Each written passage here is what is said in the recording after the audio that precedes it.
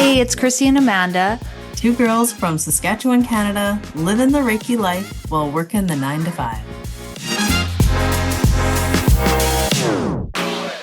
Hello. Welcome in. This is episode 73. And, I really want to start off our podcast today with a little bit something different. So I really thought, in light of our guest today, we would all start with just sitting where we are, putting our feet on the ground, and just taking a few deep breaths in together. I think that would just be really beneficial just to bring us into the present and relax. So let's do that now, taking a big breath in and then letting that out. And then just do that one more time in your own way here. So again,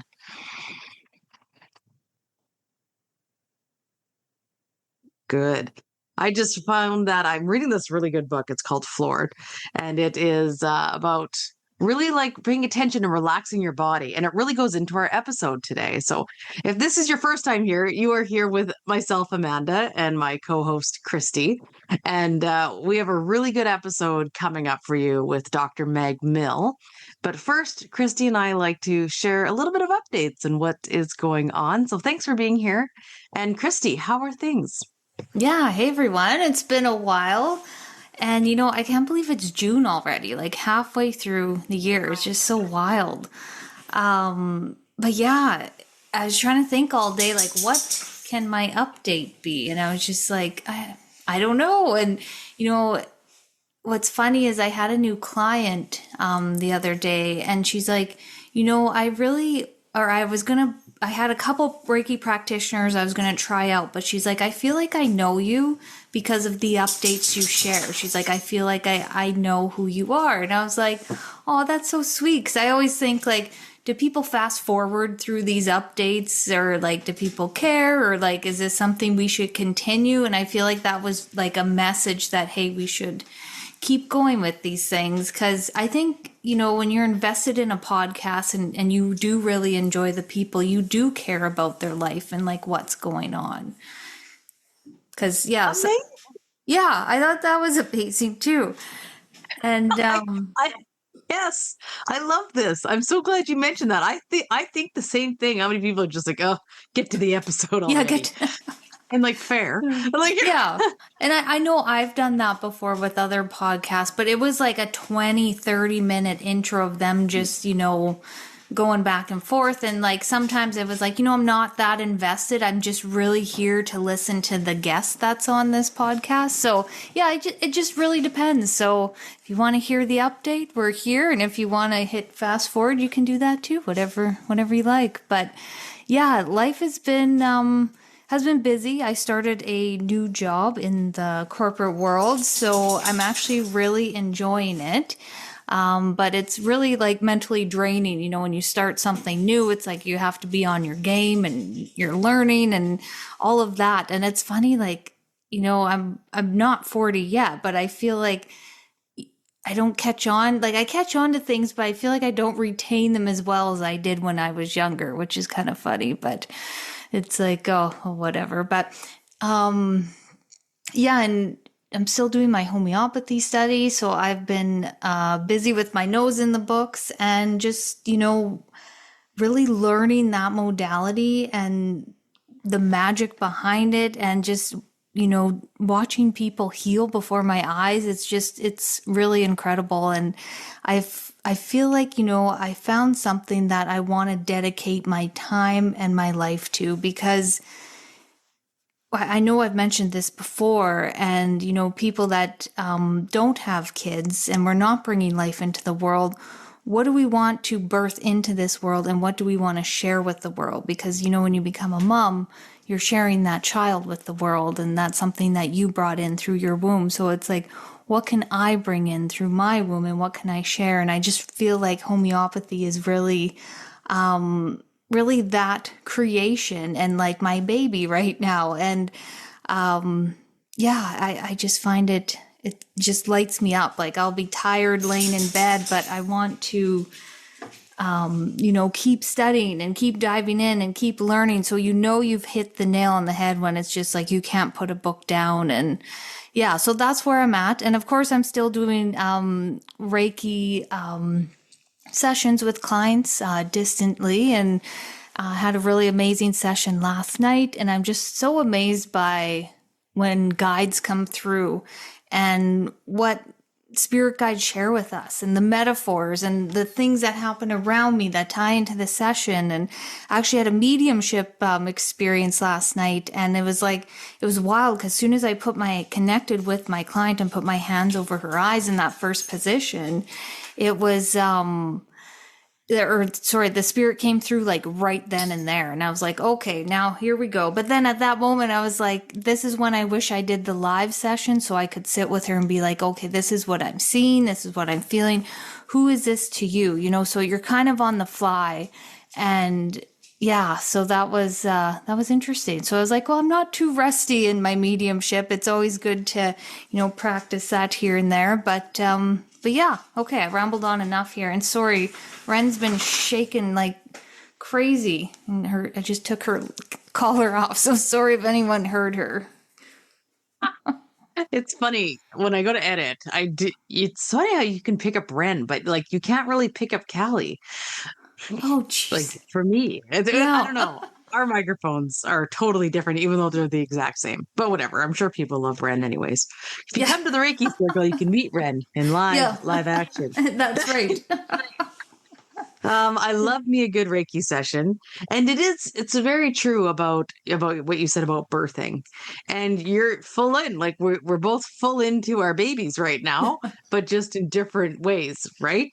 And it is a lot of work and it's very tiring, but it's definitely rewarding and it's going to pay off. So that's all good stuff to hear about your course. And I'm glad you found that for yourself. It's really important. It is like that purpose that lights you up. You had a Reiki session lately, eh? Yeah. So things are getting fired back up here now that it's June. And when I do Reiki sessions now, I have to get obviously childcare because I do them during the day when my spouse is at work. So my parents or my in-laws are really good for like helping out. And this last session I did, my dad actually jumped in and assisted during my Reiki session. So my dad has his levels 1 and 2. Of course, I attuned him. And my dad has always been working with energy from, ever. He was meditating back in, 1995 when I don't know if it was that big of a thing. Like he was always into martial arts growing up and energy and your chi. And it was really awesome to have like father and daughter working together and holding space for him as he was working, and seeing him wield the energy was unreal. And he actually had some experiences that I had never encountered, even like being with students. So when he was holding the energy at one point, he had his hands on, and then he had to bring his hands back, and then his hands started to really shake. And I don't know if anyone else has ever experienced this before, but the energy was getting so fast and furious, and just so much of it that I had to tell him to continually ground himself, to ground his energy in so he could almost like hold the space for all the energy that was wielding through his hands. It was quite interesting. Like I had never seen anything like that before. So I thought that'd be pretty cool if anyone else has ever experienced that, or if you feel like there's so much energy flow because the client is sucking it in, like just continue to ground yourself so it helps with that improper flow of energy if you have too much going on. But yeah, it was really fun. And then, of course, right, when you have 2 practitioners working on you, you're getting, and actually the session took the same amount of time. I actually thought it was going to be faster, right, because you had 2 people, but it still took the hour. But it was really interesting just to be back and forth and seeing what he would get and what I would get, and just it'd be the same. And then little different things, extra things. It was honestly the best. So if anybody really wants a father and daughter duo, let me know. my dad, yeah, definitely went through all the emotions too and holding that space. And it was really beautiful to see. So yeah, let me know if that's something you want. If anyone wants a Reiki session from me and Dennis, it'll be the same price. You'll just get extra. I can't wait to touch in with this client after and just see how she's feeling. But yeah, so that was my update. Really, really, really fun Oh, for that's both of us. amazing. That Yeah. brings me back to when you and I used to practice with each What? other. And it was so much Totally. fun because we could Oh, bounce things off of each other and be like, hey, I'm loved it. feeling this. This is new. What is this? And it's just such a beautiful learning experience too. And to do that with your dad, that's just so special. And Yeah. yeah. You know what's funny, Kate? So I've been watching this show called The Pit. It's on like Oh, the Fire Stick or whichever, and it's a medical show. I've told Christy about it. She's like, "No, thanks, no. not into the whole blood and guts." But anyways, it was like I was the attending doctor, and he was like the third year doctor. You know Yes. what I meant? Yeah. And I was like, God, it's so funny. I was like, oh, yes, like I'm the primary, and he's Yes. the helping, but still taking lead. Oh, it was so great. But That's anyways. right. That's a good way to put it. Yes. Yeah. Yeah. The two doctors at work. Energy doctors. That's right. And I love that he had to ground himself. You know what? That's something Oh, that I wow. don't focus on to like I ground at the beginning. I ground my client in at the beginning. But like throughout, I think that's a good thing to, tune into yourself in the middle of the session. Am I still grounded? Is my client still grounded? I think that's great because some people are naturally just grounded, and then you have someone like me where I can float away easily. So Yeah. it's just so Well, good to have that mindfulness and about that. especially, right? Like you're doing a session like you did, and all of a sudden you're starting to do mediumship. Yeah. So it's like you can really get carried away, and that would be good. Or if the energy gets like really, really wild, ground in for sure. Yeah. Big time. Right Yeah. on. All right. All So right, should we get into the episode? yeah. Yeah. Let's get into it. Oh my gosh. So, you guys, today on the episode, we have Dr. Meg Mill. She was phenomenal. We found her podcast. She's the host of A Little Bit Healthier. So, definitely go and check that out on wherever you listen to your podcast. She is a medical practitioner. She's still taking clients as well. Christy asked her at the end. And she really goes into the foundation of like women's health, and she is the founder of Women's Functional Health Institute. She's been featured on Forbes, Women's Health magazine, everywhere. She also has a book coming out in January called The 7-Second Switch Method, and it really talks about like the body and mind connection. So, right, getting to the root of what's actually causing the issue in the body. And so, me and Christy, as Reiki practitioners, like that's what we really like to do as well. And let's get to the actual purpose of what's happening in your body so everything can be cleared out and goes into hormones and everything like that. So you'll have to make sure you check out our book when it comes out in January. And we just really enjoyed talking with Dr. Meg Mill because she is such a great speaker, and really go and check out her podcast as well. Very empowering. And she really met me where I'm at right now, especially after having a baby and just women's health and all that good stuff. Yeah. Yeah. I really like genuinely enjoyed sitting down with her. And speaking of grounded, she's very grounded. She knows her stuff. And, it's so funny is like she talked about chewing your food. I think I forget how many times, but like a crazy amount of time. And then, taking a couple deep breaths before you eat your meal. And, I went to a reflexologist, and he was talking about my digestion, and he was like, oh, it's kind of, in trouble. He's like, do you Reiki your food? Do you take deep breaths before you eat? And do you chew your food until it turns to liquid? And I was like, oh my God, I just had this conversation the night before. So I was like, definitely a message for me. So it was just so wild that lined up within like 24 hours. But I know everyone's going to learn so much from her, and her podcast is amazing. We will link that below. And I really hope you enjoy this episode today. Yes, you will. Enjoy. Okay, so welcome Dr. Meg Mill to the podcast. We're super excited to sit down with you today and talk about your upcoming book. And I dove into your podcast before we hopped on here, and you have so many amazing topics. I just really enjoyed listening to them because it's like you're debunking a lot of that, like the influencer stuff going on social media, and there's so much misinformation out there that I really appreciate that you're going in and you're telling people like, no, this is what is going on. And it was just such a great eye opener and so much amazing free information that you share. So we will definitely link your podcast in our show notes for other people to check out. So we want to start with, what is neurodigestion? I've never heard that word before. Yeah, so I coined that term myself. Oh, So okay. that's probably why.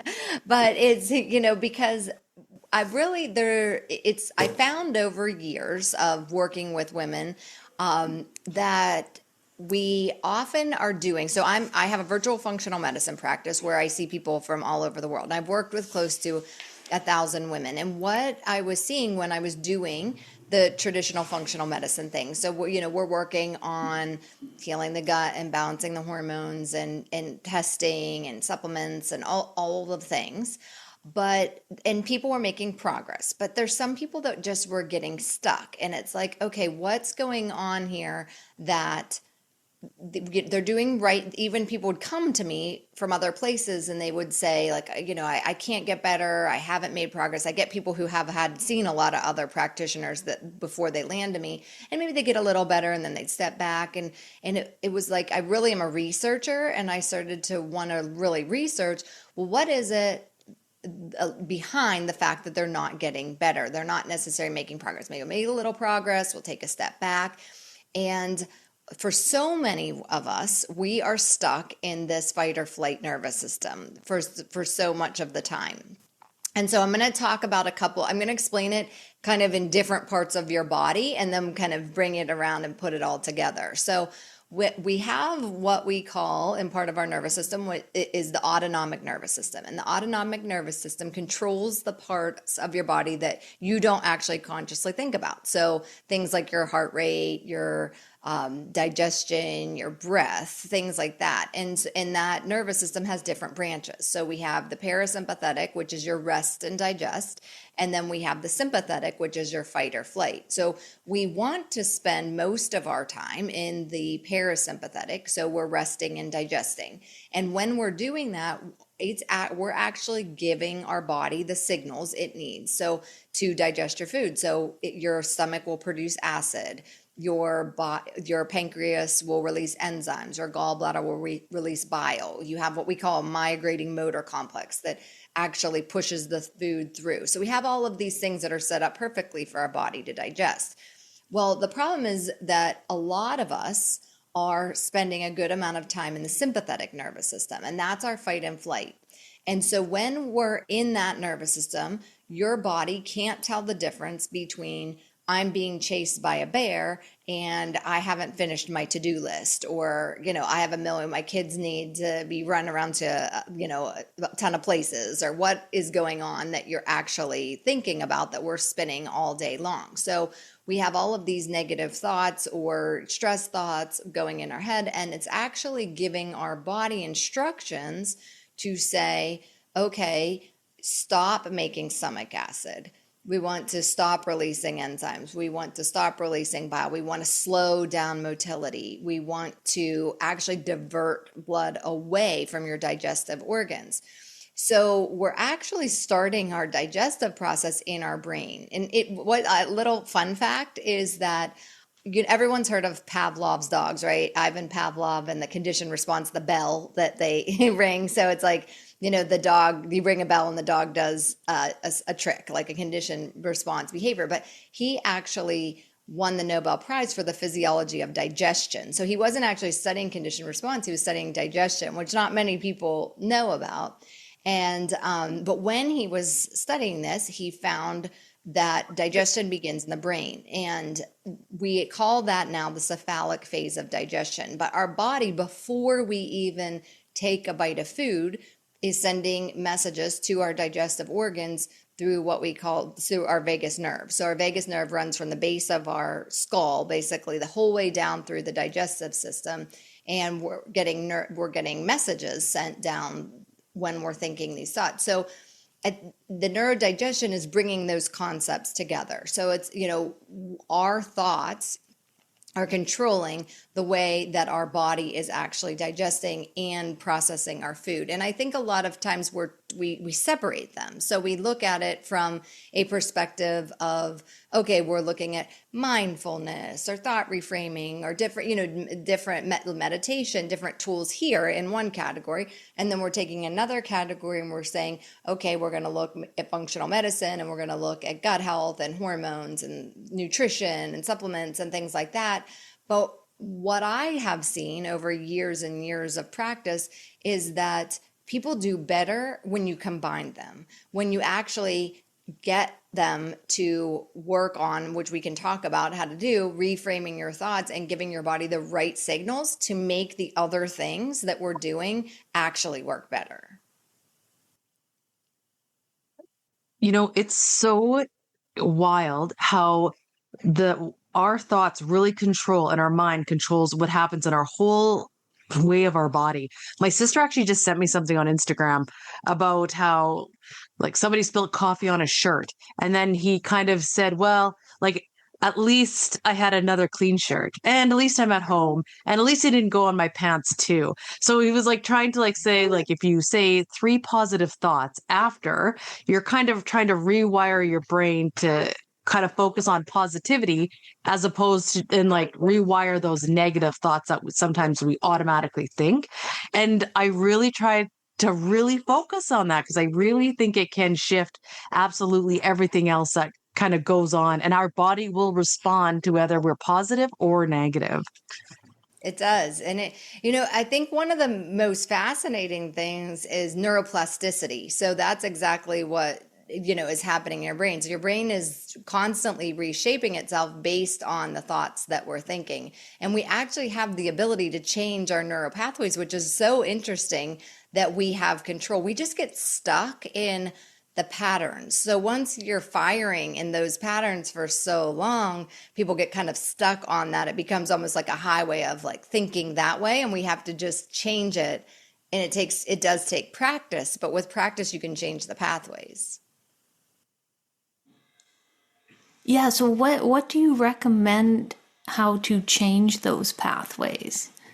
Yeah, so one of the things in the book, so we're talking about, I have a book coming out called The 7-Second Switch, and we get really deep into all of this in that book. But the 7-second switch, it came from a process of using these techniques with so many women, because what I found is that people would do like a meditation and they would say, okay, I feel good while I'm meditating, but then I come back into my life and I feel like overwhelmed again. So we could get to a place like if I'm doing my breath work or if I'm doing my meditation, or if I'm doing these things, I'm feeling good at that time, but then I have so much stress all around me.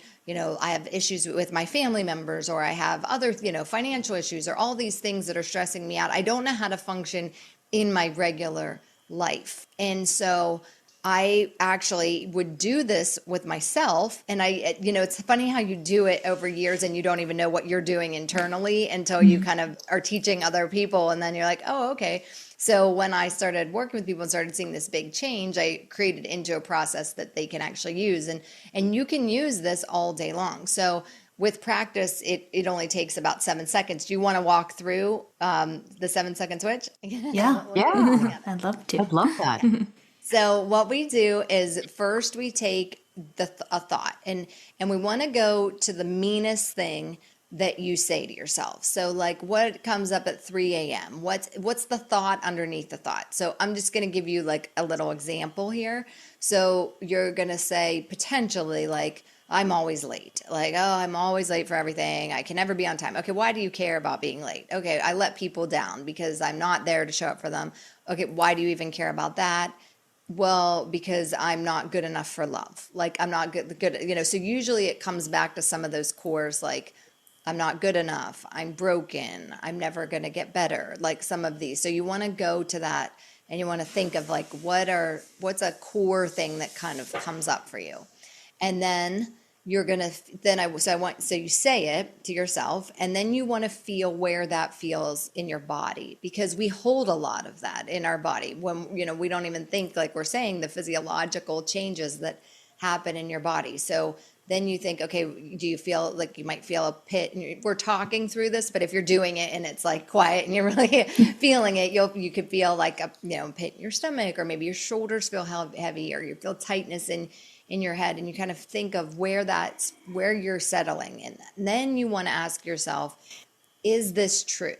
Do I 100% know that this is true? Can I prove it? And you can't, because 99.99999% of our thoughts are just things that we've been thinking for so long that they're beliefs to us now, but they're not actually true. They're just how we're perceiving things, or how our mind is going.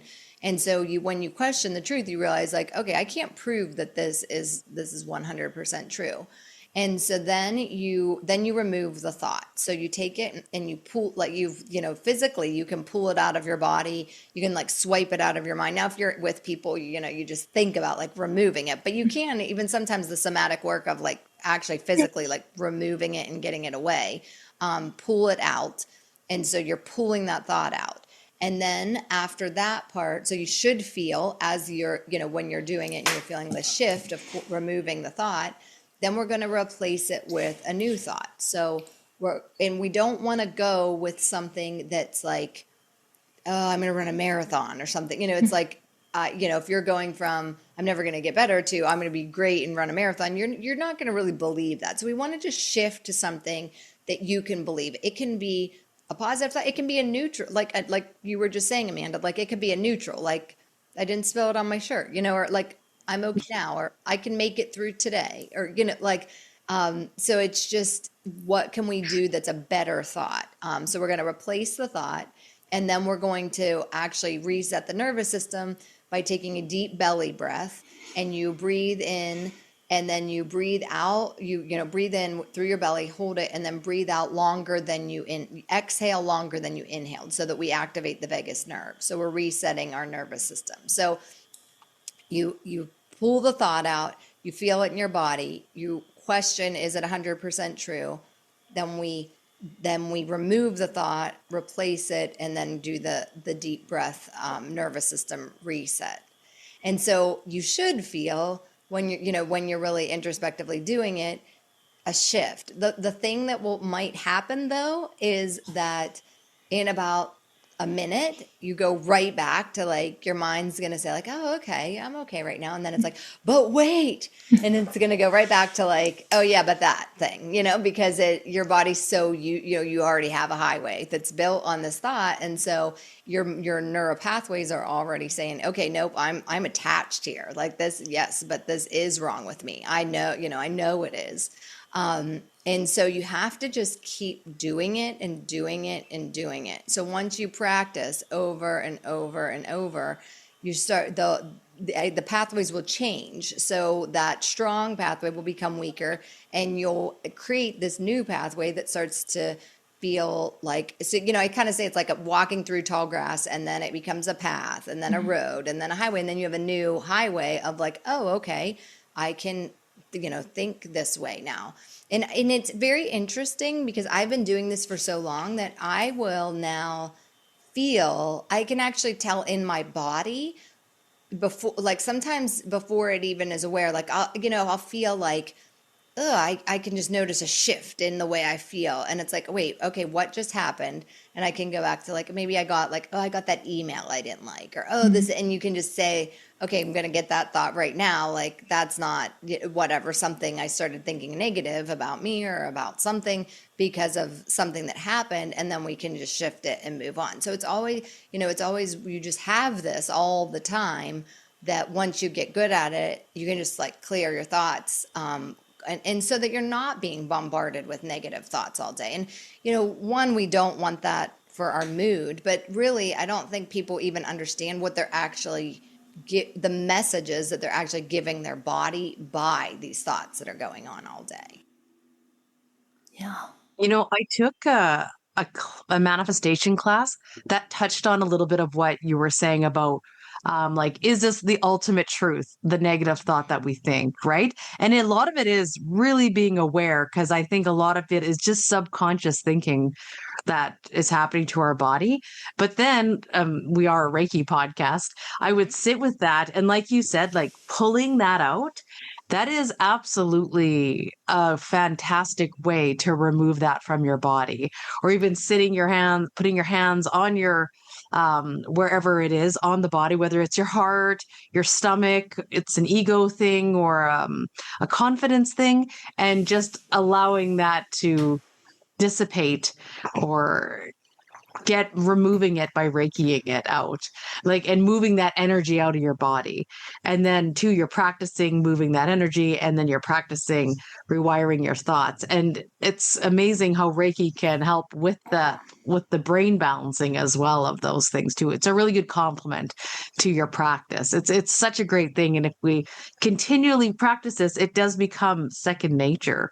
Mm-hmm. And how long would you say it takes people to kind of make this their default, which is where I'm sure everybody wants to be?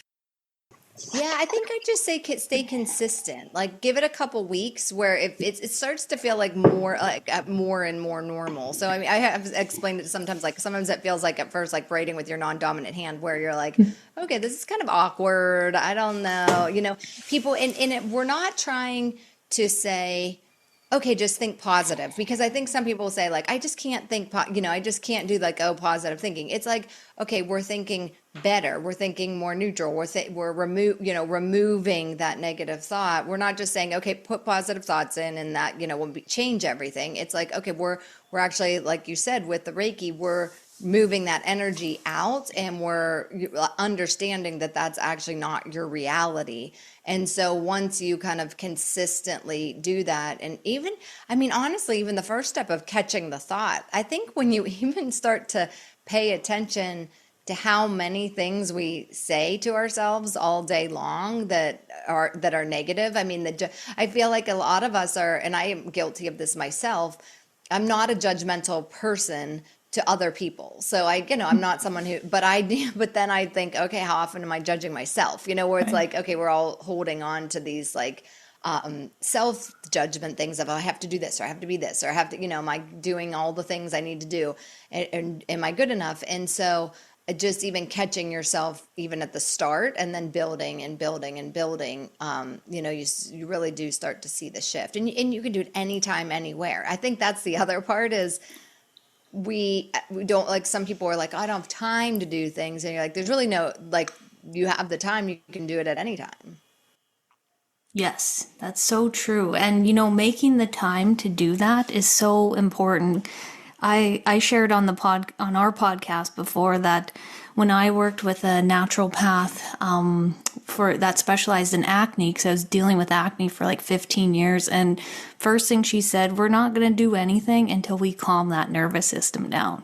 And I was all gung-ho to do the tests, the supplements. And I was like, well, that's a bummer. So I didn't really listen to her at first. But then I was like, what do I have to lose? And she had a meditation that you listen to twice a day, and it's all about self-love, because when you're dealing with acne, your self-worth is just in the gutter. So I had to rebuild that back up and like feel safe in my body and learn that I am worthy of healing.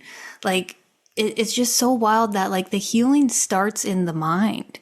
Like for that deep healing, I was doing all the supplements, cleanses, like I've spent thousands of dollars, but until that one woman told me I need to calm my nervous system and rewire my thoughts, that's when change happens. So yeah, that's incredible. I really love this message, and I love that we're sharing this with so many people too. I actually, when I was listening to your podcast too, you made a really good analogy about how we can mop up the floor if the pipe bursts, but unless we're fixing the pipe that bursts, like mopping up the floor is great, but it's not going to obviously fix the problem. And I thought I was thinking of just about your thing there, Christy. But I think a lot of us think we're handling stuff just fine. Like even for me as a new mom, I'm like, I'm up in the night and I know that's really bad for stress and our nervous system. And I know my cortisol is probably higher, but like overall, I'm very lucky that I feel pretty good. But I do know at night I'm grinding my teeth, right? So obviously my body is not completely relaxed.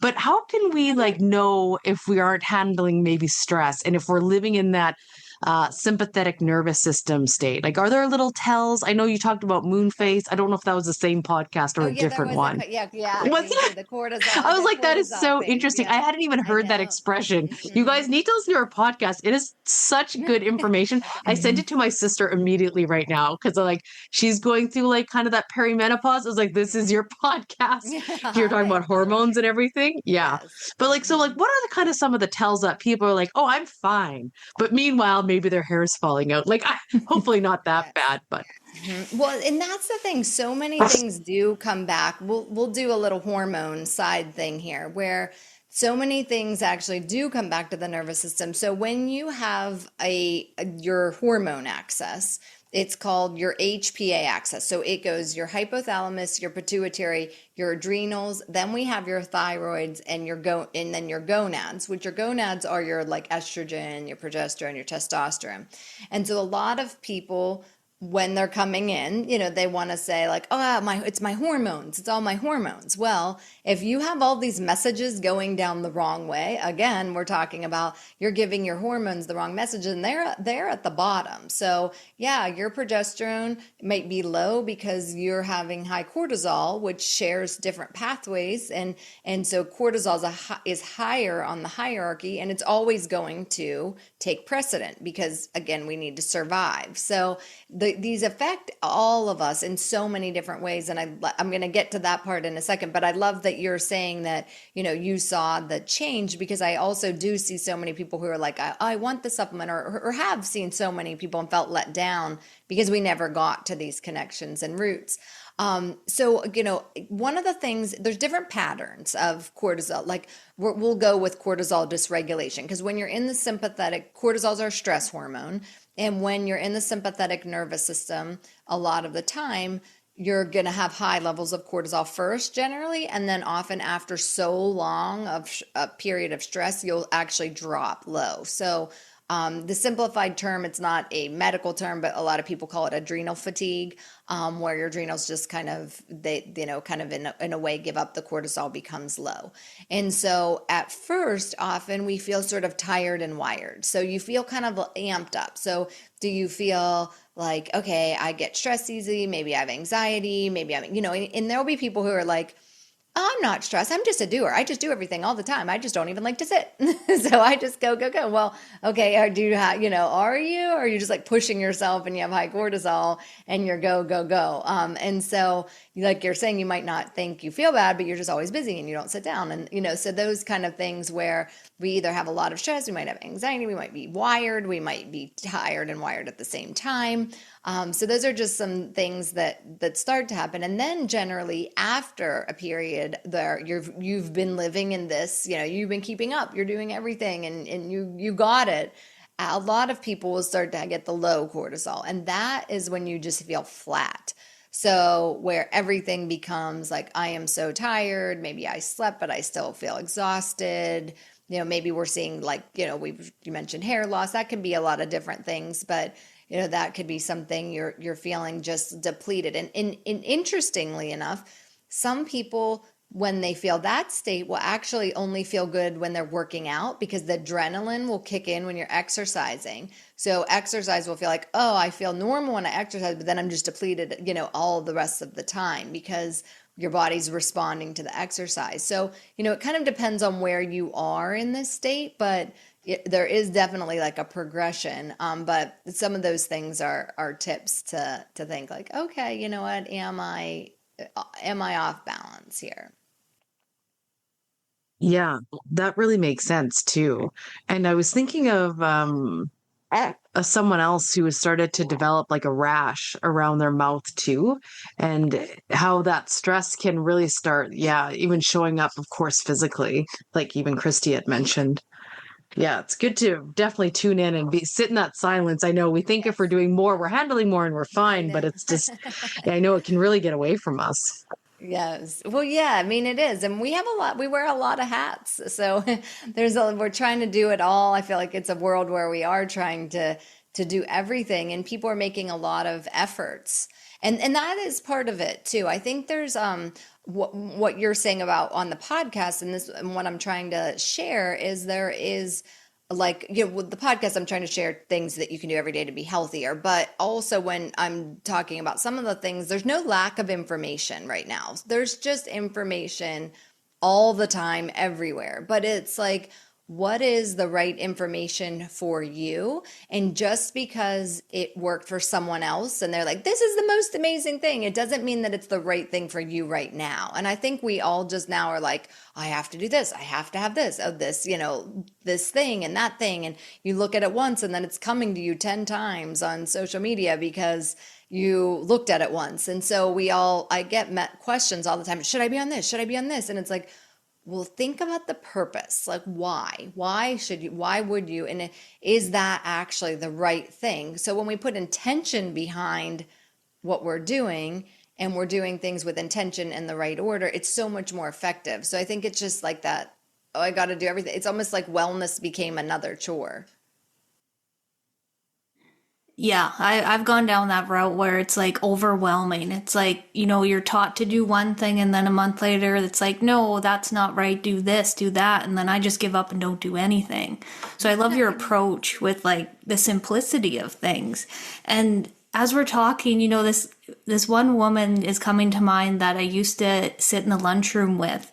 And I'd watch everyone. They'd be on their phone, watching TV, scrolling as they're eating. But this one woman would sit there and just be there with her food and just eat her food in silence. So I was wondering, like, is it okay to watch TV while you eat? Because I do it a lot of times. Like when I'm working from home, I can't wait to eat lunch in front of the TV and like watch a good show. But I was thinking, is that not good to do? Yeah, and that's a great question. So, yes and no. It's nuanced because if you feel like that is just relaxing for you, like the way I hear you saying it is like, oh, I'm just going to sit here and I'm relaxed while I'm doing it. I'm enjoying it. I can sit here and savor my food, but you're feeling like that's a relaxing routine. Then I think that that's okay.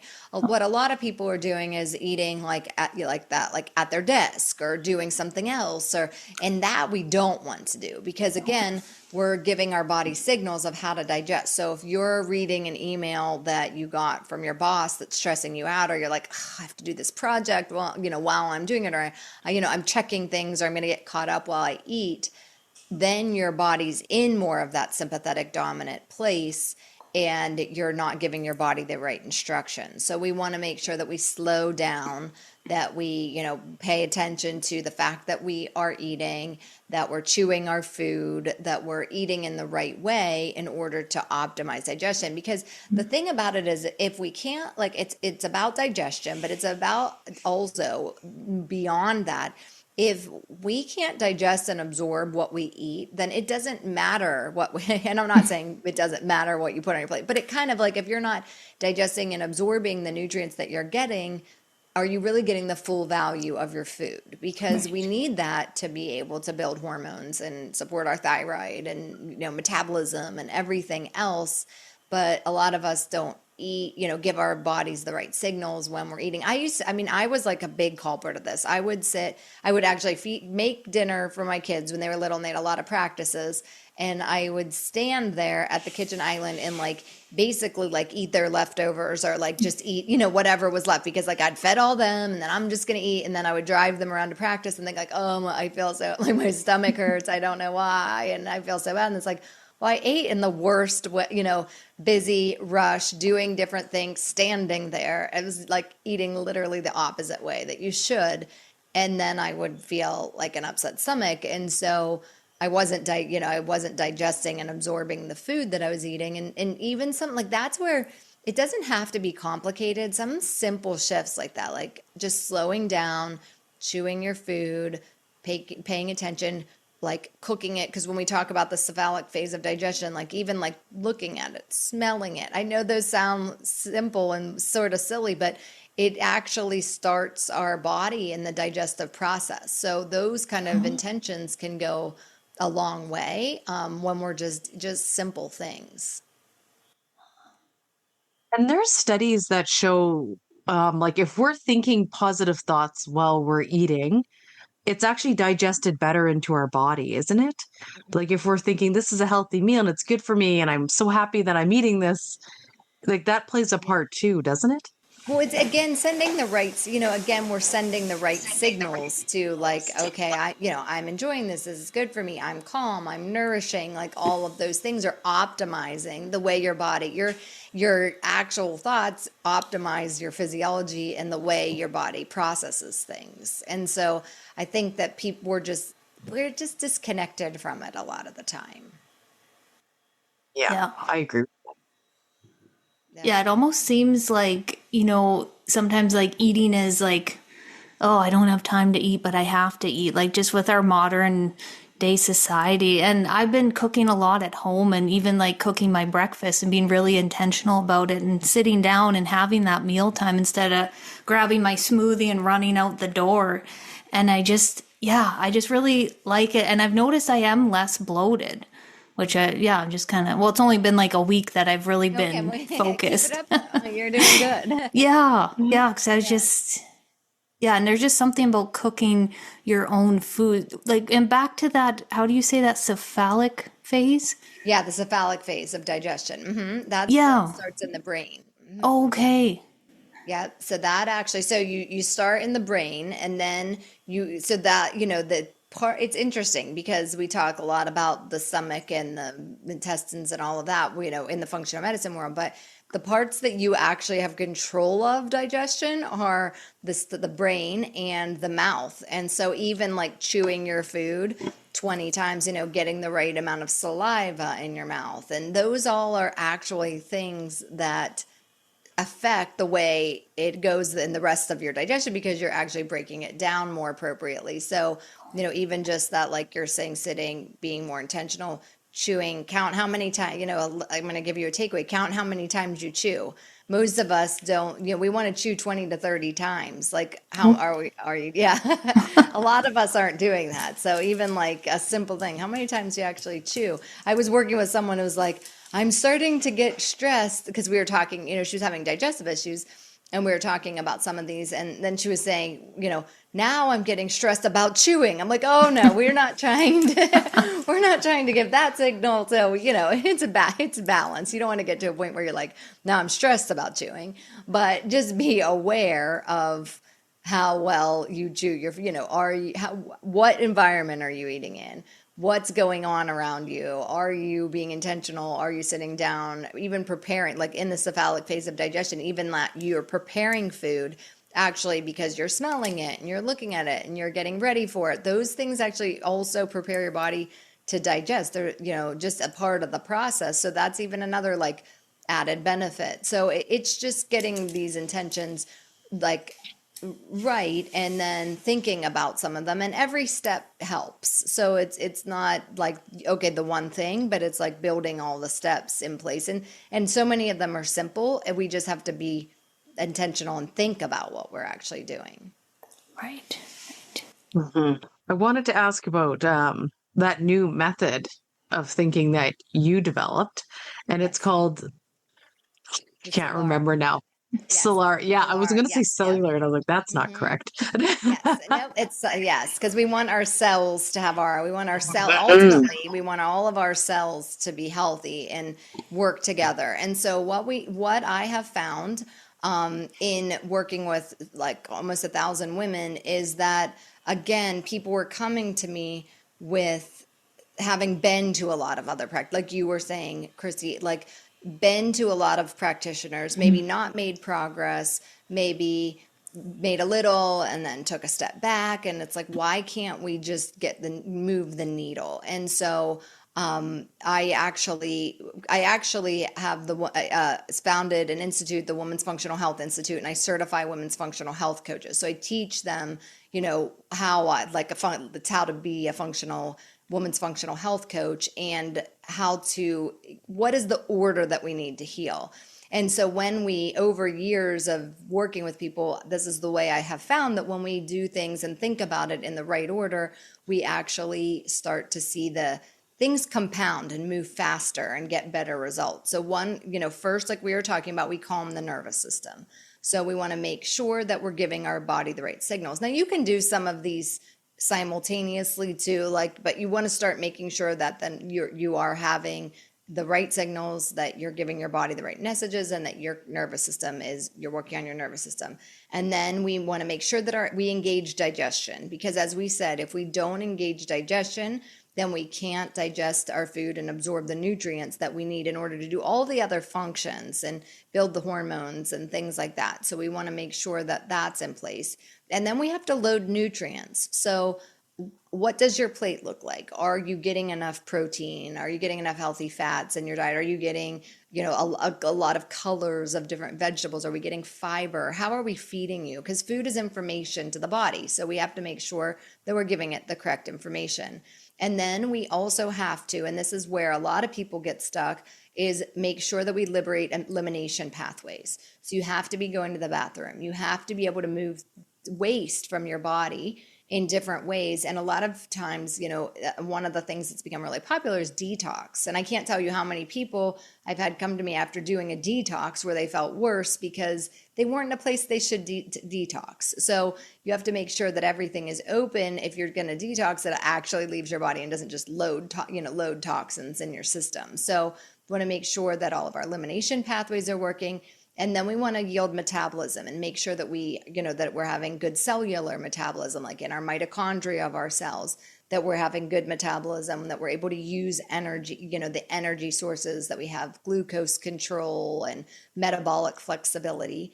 And then after that, we actually look at the hormones. So I know people come in, they're like, I want look at the hormones, but we have to have these things all in place in order to make sure, are you able to actually make hormones and have everything balanced? So we want to make sure that our hormones are balanced, that we have, a balance of estrogen and progesterone, that everything, that our cortisol has the right circadian rhythm, that we have all the hormonal balance.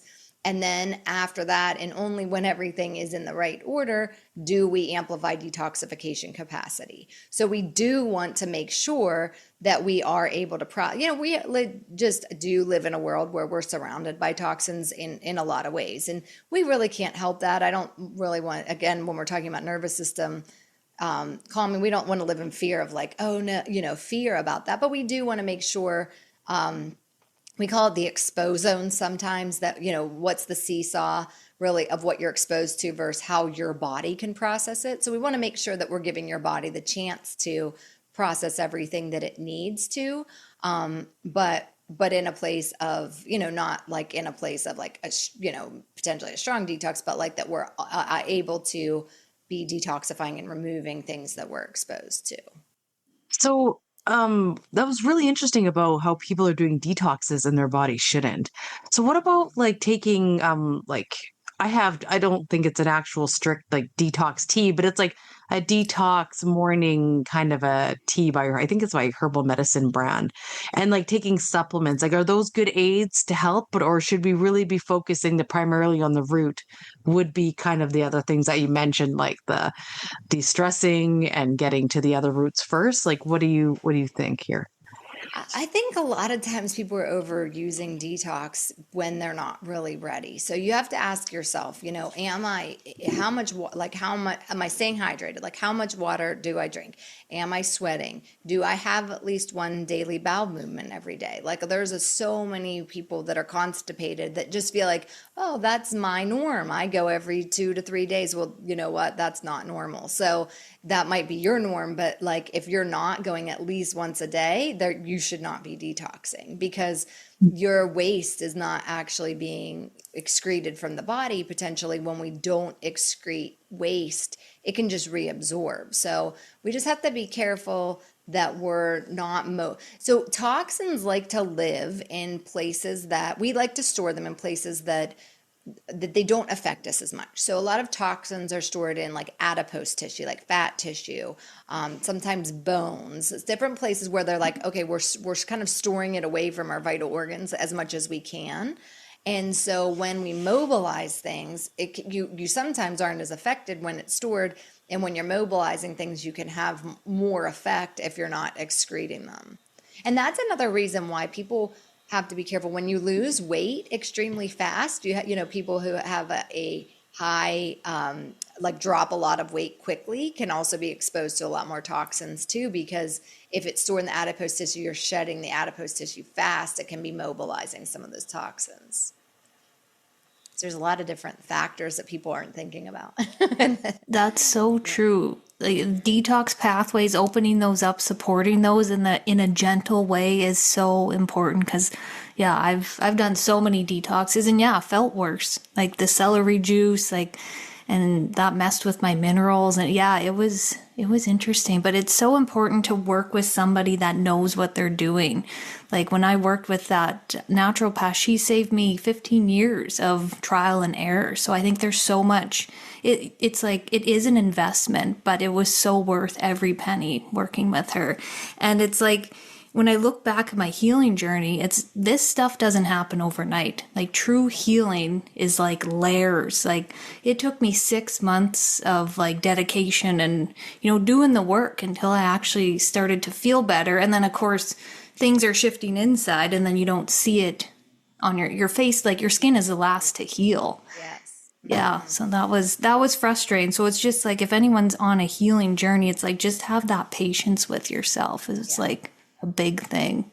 I think it's hard because we live in a medical system that is geared towards medication. And so our mindset is that there's an answer. So like, okay, you have that, you take the medication, it goes away. And we're not looking for the root and really bringing everything back into balance. So I think a lot of people then will move that over to supplements. So it's like, oh, I don't want I don't want the medication, but now I'm just going to supplement with everything, and you just switch it over to like, what supplements can I take? And really exactly what you're saying, they can be tools, but it's really looking at bringing your body back into the balance it needs, where you don't have to, where, your skin looks beautiful to me. It's clear, it just took you the time to really get those pieces back into place, and people can do it. It's just doing it in the right way to serve you. Yeah. Getting to that root cause. That's the biggest thing, because, told so many things about why your skin is the way it is. And really it was like a combination of things. It was like staph and strep and H. pylori and parasites and nervous system out of control. Like it was all these pieces. So yeah, it's wild, but it's really, what's the word I'm trying to think of? Like, looking back, it is interesting to go through that journey, I guess is what I'm saying. So that's really amazing that do you work like one-on-one with patients anymore? I do still. Oh, you do? Yeah. Yeah, I do still work with one-on-one with people, yes. Oh, okay. And I do it all virtual, so I work with people all over the world. Well, that's excellent. Yes. And I feel like I'm going through that healing journey right now. So I'm 3 months postpartum, and my hormones, of course, have just been all over the place. This might be too much information for the listeners, but I even got my period back for the first time after having a baby, even though I'm exclusively breastfeeding. So I was kind of thinking like, I wonder what my hormones are doing now, right? With the shifting. And even I can tell, even with my brain, how it is almost cleared from when I was pregnant, and how much that has changed my cravings, what my body wants, how I even take care of myself. It's like a weight's been lifted and I'm thinking clearly again, and I'm in the middle of that shift. But like Christy said, I'm like, it has been 3 months. Why hasn't everything gone back to normal? Yes. Why hasn't my pelvic floor gone right back up to where it should?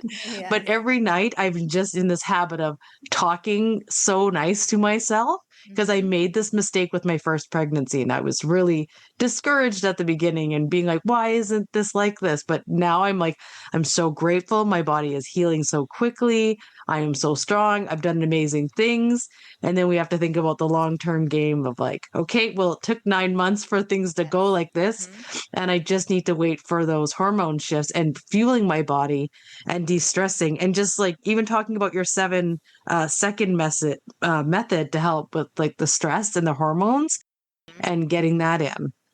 Yes. Yeah. Yeah. And just be patient and like nurture. And like that, sometimes I tell people that like just nurture yourself right now, especially after having the baby. It's like that is the time to just think, okay, I'm nurturing. You're still, feeding, like you said, you're breastfeeding and you're still, nurturing the baby and giving nutrient that, the baby's taking nutrients too. So it's a lot of, shifts. And I will have people reach out like, oh, I want, like I need a hormone test right now. I just am postpartum, and I'm like, wait, actually we don't, wait till you're done breastfeeding till everything settles back down, and then you're in more of like your regular cycles where we can not that I'm not saying there's things you can do, but as far as like even foods to support and different lifestyle things, but sometimes it does take our bodies just a little bit to shift back to where we are. So yes, I hear you. Yes, definitely. Patience is hard. I know. Like, what can our listeners do like today to shift their nervous system before their next meal? Like, I know you touched on the 7 seconds and that method, but is there something else that we can incorporate?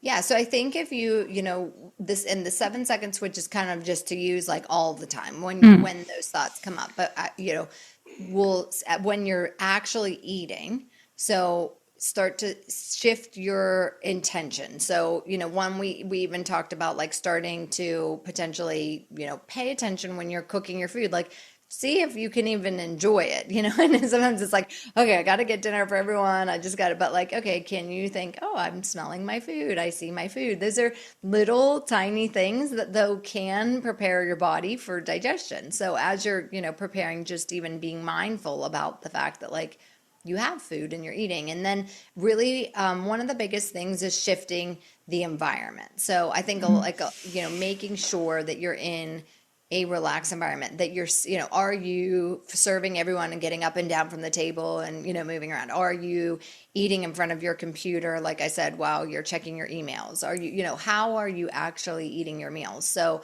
actually, another thing you can do is just even before, sometimes I'll have people, even before you eat, sit down and just take 3 deep belly breaths. Like just get your body into the in the parasympathetic nervous system and before you eat. So just, you can use your breath to do that. So take a few breaths to get your body ready. And then, just don't distract, like you said, if you're, do things, be in a calming environment. So don't do things that are distracting you, that are making you anxious, that are making you stressed. So eat calmly and then make sure you're chewing your food. So count, how many, don't have to count each bite, but pay attention to like how much do you chew your food and really make sure that you're intentional about that. You can also even do things like, eat and then put your fork down and see like, okay, instead of like eat, see, okay, do I put my fork down and give myself a break?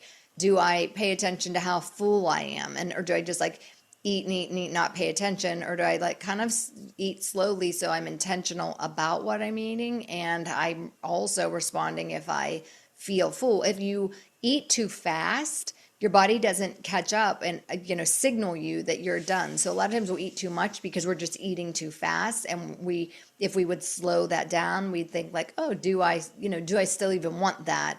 Or am I full now? And even paying attention to something like that can help too. Yeah.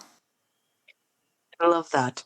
Because honestly, I'm thinking right now about times when I go out for lunch and I'm working and then I get really anxious and nervous, like, hey, I got to get going. It's like, it's probably the worst time to be eating. I should just pack it up and eat at my desk even would be better, because at least I could take those deep breaths and eat slowly, even if I'm at my desk, Yes, you even know? if you're there, if you're being intentional and you're eating in that way, you can, yes, you can do it. So yeah, look at your environment. I did a podcast episode. Well, actually didn't release it yet, but I have it coming up that even who you eat with, like, do the people Oh, stress you out that you eat, like you're saying exactly, like, does the people stress you out? Like, so it can be others too. Like if you're in an environment where you're like, yeah, I'm stressed by you and we're eating together, like how can you navigate something like that too, even?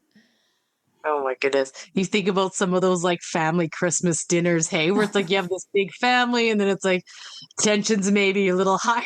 It's Yeah. from, and you're overeating and you have the stress of company maybe you don't love. Oh yeah, it can And be then you're quite like, oh, the I don't feel great. recipe. And you're like, Yeah, yeah, yeah. I wonder why. Yes. So all the things add up, and that's why, like on my show, it's a little bit healthier. I think that that's one of the biggest messages here too. There's things you can do every day to be a little bit healthier. There's steps you can take. We look at it sometimes when I work with people, we're doing like deep dive, huge transformations, but you can I think all should be the CEO of our own health. Like we all need to take our health into our hands, not give that away to someone else to say like, oh, okay, I'm giving you my, a lot of us, especially like the older generation, they were kind of taught to like hand over like, oh, the doctor tells me what to do and I don't have any control. No, you actually have control and you can build all of these things in, and there's sometimes just little habits that can make a big difference. Yes, that's so true. And it's like sometimes it's not like those big grand gestures that move the needle. So it's just that consistency with the little things over time, like that little meditation I did every day, like that really moved the needle. And I think that's like less overwhelming when it's like, oh, I need to change everything overnight. And then people are just like, it's too hard. I won't do any of it. Yeah. So it's just like picking one thing, like the 3 deep breaths before a meal. Like everybody can do that. Yeah. And I think I remember when I took Reiki like a long time ago, like my first level was like Reikiing your food. And I was like, well, who's got time for that? But even if you did like Reiki your food and then do those deep breaths in that moment, I think that would be kind of a cool thing to incorporate. I'm going to try that now. Yeah, I know. That's a good one to try. Yes. Yeah. You're going to have to let me know how it goes. Yeah. Yeah. Well, thank you so much, Dr. Meg Mill. Your podcast is absolutely fantastic. And I love that they're actually like usually 30-minute episodes. Because, yeah, I crushed a lot of them and I was like, this is so good. Especially it's meeting me where I'm at the perfect time, to be honest. So selfishly, but I'm sure, everyone's always going through changes in their body and their mind and wanting to better themselves. And like you said, those little habits to health is really important. So we're so honored to have you on our podcast. Thank you for coming. Thank you so much for having me. Yeah, I really enjoyed that. That felt like a little masterclass on digestion. I really enjoyed that. Thank you. So good. And your book comes out in October of this year? Yes, we actually had to push it to January just because of the publishing, but it will come out in January 2027. It's called The 7-Second Switch. My website's megmill.com. It's just MEGMILL. So we'll have information there about the release date and everything. And yes, it goes deep into all the things. It actually gives you the Solara method, and it actually gives you the ways you can go through. So I lay out, the 7-second switch, all the science behind it, but then what you can actually do to put the steps in your life in an easy way. So, oh, I love that. A how-to aspect there too. Oh, that's amazing. Yes. Great. We'll have all that linked, of course, in our show notes and where people can find you. Yes. Thank you. Yeah, and I'm sure people will be crushing your podcast. I love when I find a good podcast and you just crush it like 5 episodes and that's like totally yours. So I know people are going to crush that. Well, I did that, because I do feel like sometimes in like attention spans right now or so yes. It's like, okay, we're going to just do the shorter shows, and like you said, people can get through it. Honestly, I really appreciated that. Like me as a mom, I'm like driving, from maybe one end to the next. like, yes, I can get a whole episode in. Like That's kind of why I I really did it, 'cause appreciated that. yeah, I listen to podcasts a lot of times in the car too, and that's why I Yeah. thought, okay, it's like kind of like, yeah, a commute or taking kids around or whatever. Like, Yes. yes, put it on. Yeah, thank you Yeah. so much for having me tonight. It was great. It's been great to get to know you guys. How did Yes. you meet each other? Through work, Okay. like Yeah. almost 20 years ago, I think. Yeah. Well, 17, yeah. 17. Okay. I Yeah. know, so funny. And then we had so much in common. And she's moved out of a different office, but we still are such great friends. Oh, great. That's awesome. Yeah, it's fun to do it to get, together, because then it's community, you have each other, you're working on it Yes. together. Yes. I like that. Yeah, because it's a lot of work, but it like fun work, but a lot goes on Yeah. in the background to get a podcast. I Yeah. do agree. Yeah. Yeah. Sometimes Yeah. I'm like, Now it's like we're like a marriage. Yeah. You know, I know, yeah. one will pick up when the other one, needs oh, help, good. and we Yeah. try to even things and share the load. Yeah. Yeah, It's nice. I know. Yeah. Oh, good. Thank you. Yes, Okay, thank you. All right. And we are going to end our episode today, of course, with a message that Christy is going to channel. She's been doing really good with channeling without cards lately. So we are going to see what her message is for the listeners today. What do they need to know? Yeah, it's so funny how I've been pulling cards lately and they just haven't resonated. Like I always pull them in Reiki sessions. I look at them, I was like, well, this doesn't make sense. And I'm not even going to share this with I'm not going to send them a picture to my client of these cards because it didn't bring the session together like it usually does. And it's just so wild to think about because cards have been such a big part of my journey. But I do remember sharing that I do want to get to one point where I am the oracle and I don't need tools to channel messages, which maybe is something, careful what you wish for. But so yeah, I'm just going to tune in here and just see what. Okay. Yes. Okay. This is interesting. So today, I've been sitting outside and just being really intentional about watching nature and what nature has in store for us. And we recently cut the lawn and the dandelions literally popped back up the next day. And the dandelion is something that is so misunderstood. And I believe we've talked about this many times before. And it's just something that is so prevalent that is always showing up at this time of the year.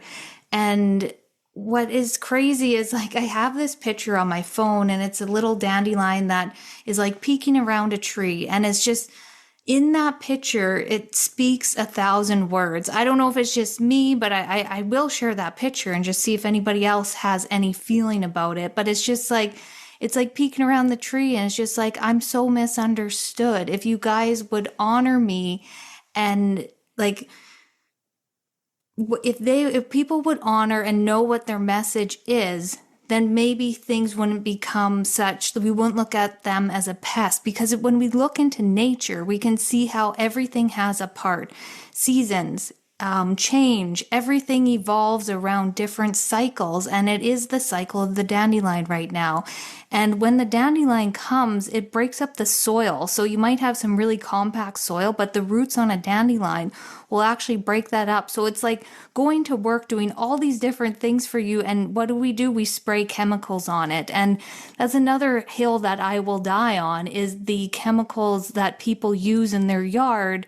And that's something that we breathe in. Our kids are playing on the yard, our pets, the birds, the insects. It's just something that it just really bothers me when people spray their weeds. And it's just, I feel like if we were able to just live one with nature and let nature do its thing, there would be so much more, I feel like I want to say peace, when you just look at nature and what it has to offer and you just take those moments. If you go to an abandoned house and you see that nature has engulfed it, there's weeds growing through the floor, there's a tree growing through the window. It's because nature always wins. And it's just the message that like what Meg Mill talked about is like listening to your body and tuning into your body. Your body has its own rhythms and cycles, just like nature does. And we are a mirror to them. Or mirror to it. So it's just honoring where you're at and the cycle and the season that you are in. And just know that where you are in life right now, you're never stuck. You're in a season. So maybe if you're going through something hard or a change is coming, just know that that is the way that things unfold, and just surrendering and trusting into the cycles of nature. And, if you do see a dandelion, maybe thank it for, showing up and being bold. They can grow wherever the hell they want to. They're the most resilient weed. While there is, I don't even want to call it a weed, there is a lot of resilient plants out there. So they have something to teach us. So if you feel called to sit with one day and just open up your spirit to them and just see what message comes through. I know that may sound crazy, but I feel like that is the message from my heart today. So thank you. When you were doing that little intro there about your not using cards, I actually heard trust your intuition. Really? Before that go, that I was like, I didn't want to interrupt, but I was like, oh, you got this. Oh, I was like, this is a good reminder for me too. Yes. Oh my God. And yeah, trust the intuition. Yeah, you're so right. And it's just, cards are just, I love cards. I love absolutely everything about them, but they just haven't been hitting, and I need to trust that. So thank you. Yeah, that could be the universe's gentle way of pushing you into, you asked and now let's do it. Yeah. Careful what you ask for some days. Like shit. Yes. Okay. Well, thank you everyone for tuning in and listening to us today. And you can find us, of course, on our personal pages. Mine is Reiki with Manda. And mine is the Birch Soul. So we both have bookings available on our online, on our Instagram. The links are there. And you can find our podcast page at Living the Reiki Life on Instagram. So yeah, check us out and, shoot us a message, or if you want to chat. We had a lovely voice note the other day. I love receiving voice notes because you can just feel and hear the energy of that person on the other end. So yeah. All right. Well, I hope everybody has a lovely June, and thanks for joining us. Oh, one more quick thing. Reiki Circle, June 14th. Come out and join us. Yes. How could I forget about our Reiki Circle? Come and join us June 14th. That's a Sunday at 10 a.m. Saskatchewan time. And yeah, come and learn from each other and join us for a Reiki meditation. Yes, we'll see you there. Bye. Bye. 1, 2,